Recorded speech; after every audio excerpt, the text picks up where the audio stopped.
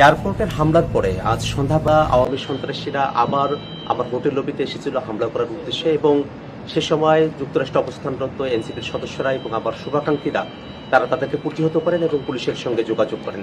পরবর্তীতে police investigation officer তিনি প্রিসেক্টে এসে মামলা দায়ের করার জন্য আমাদেরকে পরামর্শ দেন। তারই প্রেক্ষিতে আমি এয়ারপোর্টের খুব কাছের যে থানা এসে পুলিশের রয়েছে সেখানে এসেছি, এবং যারা সেই দিন আমাদের উপরে হামলা করেছিল এবং হত্যা চেষ্টা করেছিল, ডেথ থ্রেট দিয়েছিল, তাদের ব্যাপারে আমরা এখানে মামলা দায়ের করেছি। এবং একই সাথে ইউএস পুলিশকে আমরা এই বিষয়টা অবহিত করেছি যে যারা এই ঘটনাগুলো যুক্তরাষ্ট্রে ঘটাচ্ছেন তারা বাংলাদেশে নিষিদ্ধ এমন একটি সংগঠনের সঙ্গে জড়িত, যারা গত বছর বাংলাদেশে গণহত্যা চালিয়েছেন, মানবতা বিরোধী অপরাধ চালিয়েছেন, এবং ইউএনের যে রিপোর্ট সে ব্যাপারে আমরা তাদেরকে অবহিত করেছি। আমরা মনে করি যে আওয়ামী সন্ত্রাসীরা তারা দেশে হোক দেশের বাইরে যেখানেই হোক, আমরা তাদের ব্যাপারে আইনগতভাবে যে প্রতিকারের ব্যবস্থা সেটা আমরা গ্রহণ করব। এবং আমরা এই কথা বিশ্বাস করি যে আওয়ামী সন্ত্রাসীরা তারা যত ধরনের অপরাধ করেছেন সেই অপরাধগুলোকে আইনগতভাবেই নিষ্পত্তি করা সম্ভব।